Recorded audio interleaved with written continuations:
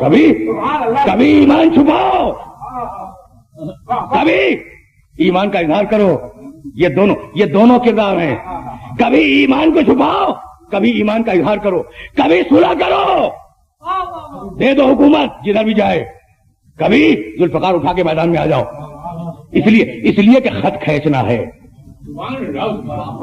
اب تک سمجھ میں نہیں آ رہا تھا کہ درہم و دینار والا اسلام کون سا ہے اور محمد رسول اللہ والا اسلام کون سا ہے. حسین ابن علی نے ایک خط کھینچا کہ جو ادھر ہے وہ محمد رسول اللہ والے اسلام کو مانتا ہے اور جو ادھر ہے وہ درہم و دینار والے اسلام کو مانتا ہے. میں کیسے عرض کروں؟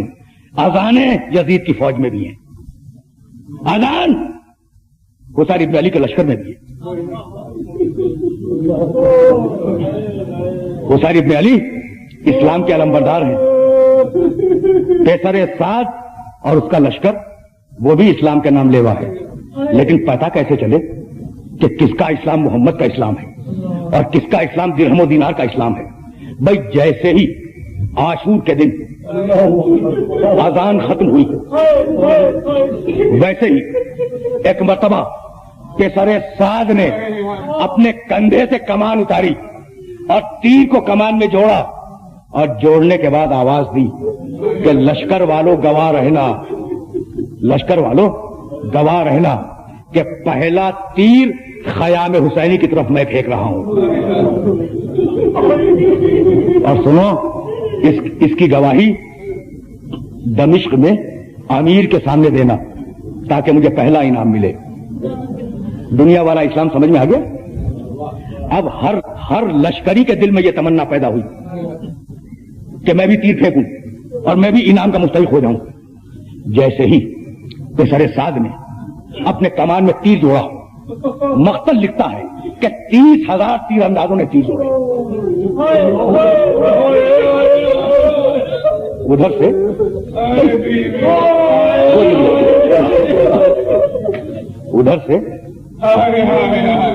30,000 تیر ہیں جو کمانوں میں جڑے ہوئے ہیں اور ادھر روکنے کے لیے 72 سینے بھی نہیں ہیں.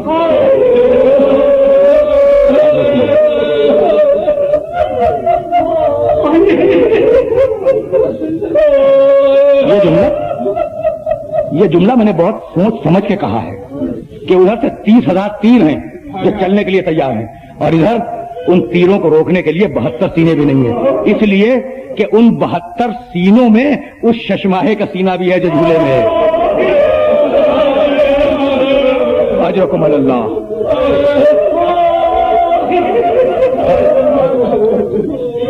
بس آپ نے گریہ کیا،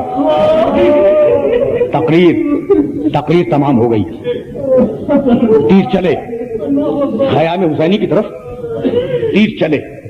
ایک مرتبہ حبیب ابن مظاہر نے زہیر قین کو پکارا کہ زہیر وہ وقت آ گیا.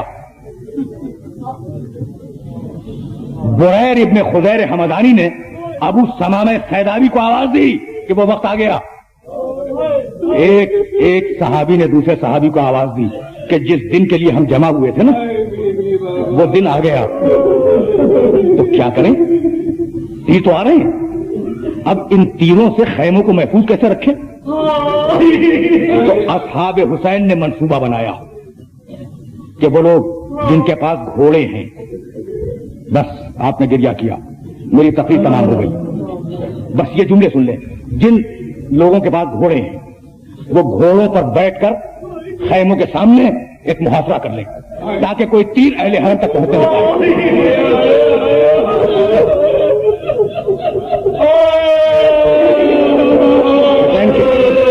حسین کے صحابی، بھائی 2 جملے، اب اس سے زیادہ آپ کو زحمت نہیں دینی. گھوڑوں پہ بیٹھ کر حفاظت کرنے لگے خیموں کی.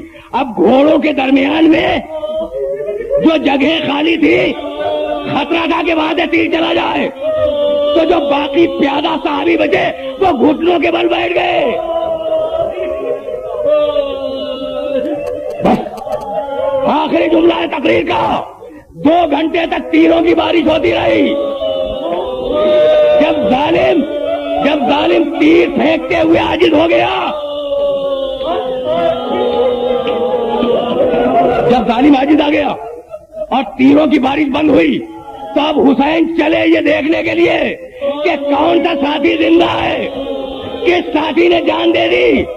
ابھی حسین ایک ایک کو دیکھ رہے تھے کہ پیچھے سے کسی عورت کے رونے کی آواز حسین کے کان میں آئی۔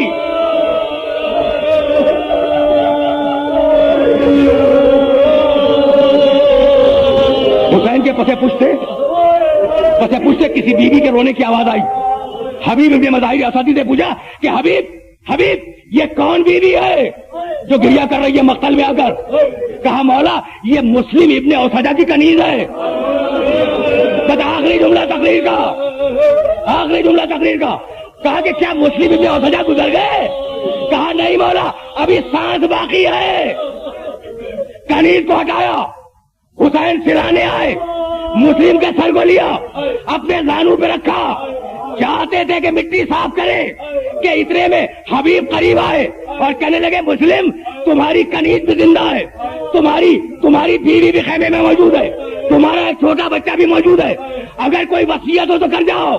بس ایک جملہ کہا حبیب بیوی کے لیے کوئی وصیت نہیں، بچے کے لیے کوئی وصیت نہیں، اسی کا بے حاضر مظلوم، بس وصیت اتنی ہے کہ میرے مظلوم ایمان کا خیال رکھنا۔